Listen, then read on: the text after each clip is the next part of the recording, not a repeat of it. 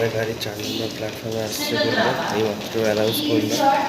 তো এখন প্রায় বাজে 3:33, হ্যাঁ 3:30। মোটামুটি আর 15 মিনিটের মধ্যে গাড়ি চলে আসবে, 4 নম্বর প্ল্যাটফর্ম থেকে ছাড়বে। তো এবার বাকি জার্নিটা স্টার্ট করা যাবে। বাকি জার্নিটা হচ্ছে মালদা থেকে আমরা এখান থেকে যাব নিউ জলপাইগুড়ি। মালদা থেকে নিউ জলপাইগুড়ি যাওয়ার পর সেখান থেকে আমার আবার কোচ চেঞ্জ হয়ে যাবে। সেই কোচে গিয়ে আমার কনফার্ম সিট যেখানে আছে সেখানে আবার সেই সিটে যেতে হবে। সেখান থেকে আবার গুয়াহাটি পর্যন্ত লং ট্যুর। চলুন, রাত্রি হয়ে গেছে আর ভালো লাগছে না, তাড়াতাড়ি যাই। ঠিক আছে, এই জার্নিটা অনেকটা ফাস্ট হবে। চলুন, টাটা। আপনারা যারা ফার্স্ট পার্টটা দেখেননি তারা একটু দেখে নেবেন। ফার্স্ট পার্টটা না দেখলে এইটা কি হচ্ছে আপনারা কেউই বুঝতে পারবেন না। তো আমার চ্যানেলে গিয়ে এর আগে একটা পার্ট 1 আছে, সেই পার্ট 1টা আগে দেখে নেবেন, তারপর এইটা আপনি বুঝতে পারবেন যে এটা আমরা কী করতে চলেছি। তো চলুন, জার্নি তো চলতেই থাকবে। টাটা। যে আমাদের ট্রেন ঢুকে গেল স্টেশনে। আমার কোচ হচ্ছে S6-এ যাই, তারপর দেখা যাক কী হয়।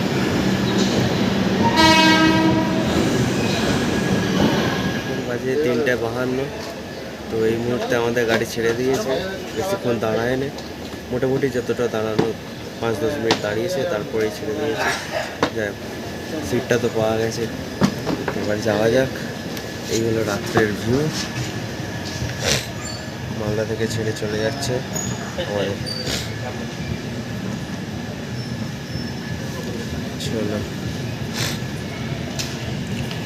এবার নেক্সট স্টপেজ দেখা যাক কি আসে।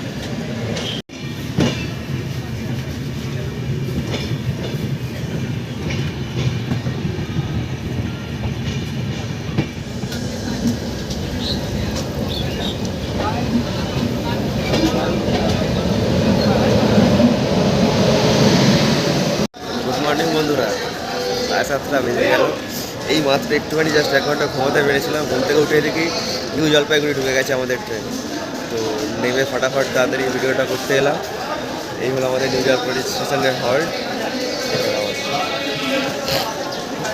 আমাদের ট্রেন 20 মিনিটের হল্টের সাথে নিউ জলপাইগুড়ি থেকে ছেড়ে দিল। এবার নিউ জলপাইগুড়ির পরে এখান থেকে ছেড়ে এবার যাওয়া যাক আসামের দিকে। তার আগে পড়বে নিউ আলিপুরদুয়ার পড়বে। আলিপুরদুয়ারে ভিডিও করার পর তারপরে ডাইরেক্ট গুয়াহাটি থেকে তারপর দেখা হবে। তো এখন 20 মিনিট এই কারণে নিল, কারণ ট্রেনের জল ফলগুলো একটু ভর্তি করার থাকে, পরিষ্কার করার থাকে, সেগুলো পরিষ্কার হলো। দেন এগিয়ে যাই এবার, কী আছে।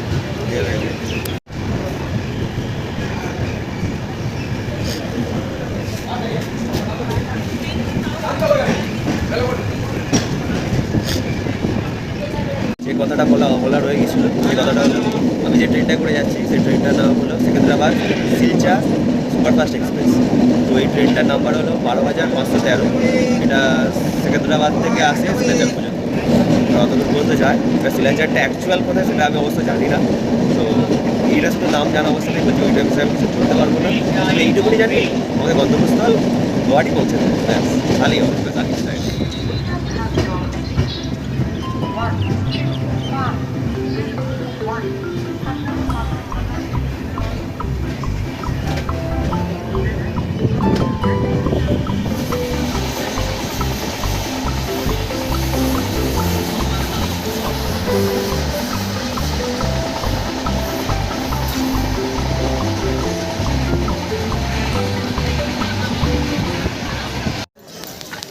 আমাদের ট্রেন 8 ঘন্টা লেটের সাথে পৌঁছালো কোচবিহার স্টেশনে। আমাদের নিউ কোচবিহার স্টেশন 9:30টার সময় পৌঁছেছে, 8 ঘন্টা লেটে। তো গাড়ি এখন আপাতত লেটেই ছুটছে, পুরোপুরি লেট ছাড়া তো কোনো কিছু তো যাচ্ছে না। এখন কখন গিয়ে পৌঁছাবে কোনো কিছু বলা যাচ্ছে না। মোটামুটি গুয়াহাটি নামতে 4টে-5টা বাজতে পারে, এরকমও বলা যাচ্ছে। এবার দেখা যাক যে কখন নামা হয়। এই হলো আমাদের নিউ কোচবিহার স্টেশন। আমাদের ট্রেন 7 মিনিটের হল্ট দিয়ে আমাদের নিউ কোচবিহার থেকে ছেড়ে চলে যাচ্ছে নিউ আলিপুরদুয়ারের দিকে। আলিপুরদুয়ার হলো আমাদের ওয়েস্ট বেঙ্গলে লাস্ট স্টেশন এই গাড়ি যেখানে দাঁড়াবে, তারপরে আমরা ঢুকে যাবো আসামে। তো তারপরে জার্নিটা আসাম থেকে শুরু হয়ে যাবে।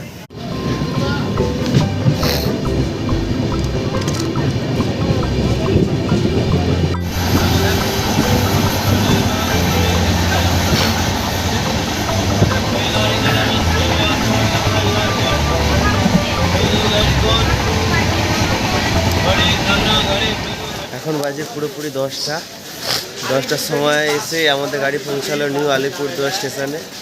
আর ওয়েস্ট বেঙ্গলের এটাই লাস্ট স্টেশন, এরপরে আমরা ঢুকে যাবো আসামের মধ্যে। এই গাড়ি মোটামুটি কভার তো করার চেষ্টা করছি, কিন্তু সিগন্যাল আর ক্রসিংয়ের জন্য যেতে পারছে না। তো এরপরে আমরা ঢুকে যাবো আসামে। তাহলে এটা আমাদের last station. Bye bye West Bengal, tata and welcome to Assam. আমাদের গাড়ি 4 মিনিটের হল্ট দিয়ে আমাদের নিউ আলিপুরদুয়ার থেকে ছেড়ে চলে যাচ্ছে। আর এটাই ছিল আমাদের লাস্ট স্টেশন ওয়েস্ট বেঙ্গলের।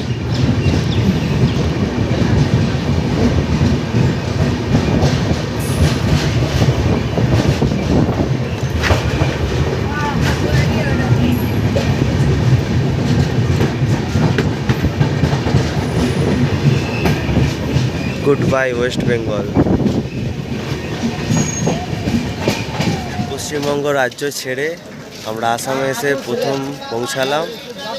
আর এটা হলো তার ফার্স্ট হল্টের নাম নিউ বঙ্গাইগাঁও জাংশন।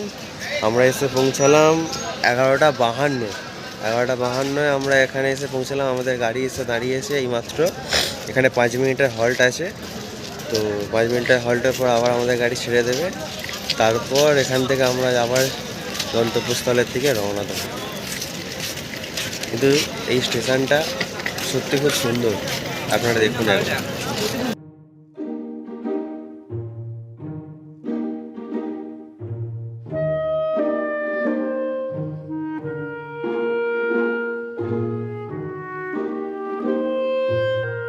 আমাদের গাড়ি নিউ বঙ্গাইগাঁও থেকে তার সঠিক সময় এসে তা ছেড়ে দিল। এবার এখান থেকে আসাম শুরু হয়ে গেছে। এবার বাকি গন্তব্যের দিকে গাড়ি এগোতে শুরু হয়ে গেল। ও বাবা, রানিং গাড়িতে নেমে পড়ল। আর একটা জিনিস খেয়াল করলাম, এই নিউ বঙ্গাইগাঁও ঢুকতে ঢুকতে পাহাড় শুরু হয়ে গেছে। এইখানটা সামনে হয়তো ভিজিবল অতটা হচ্ছে না, যখন সামনে পাহাড়গুলো আছে তখন দেখবেন।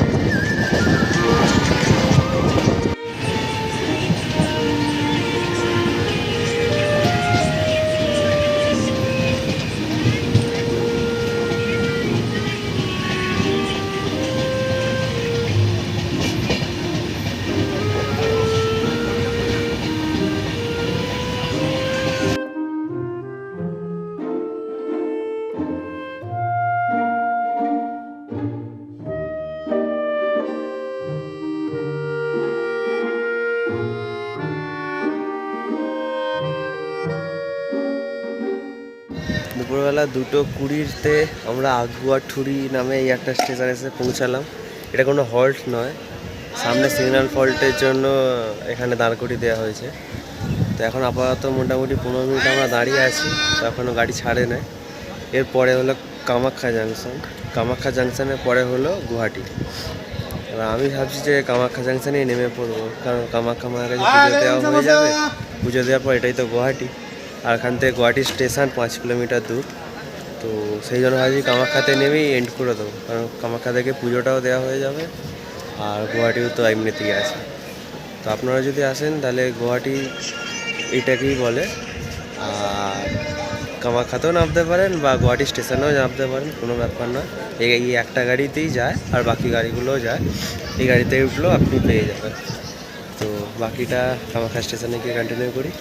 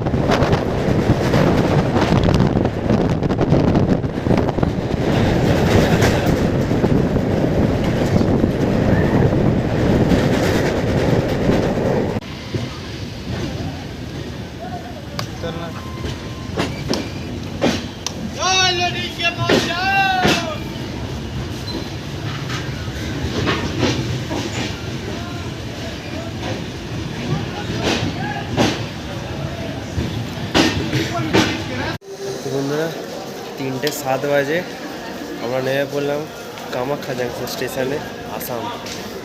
তো এখানে আমাদের জার্নিটা আজকে শেষ করলাম, এতটাই ছিল।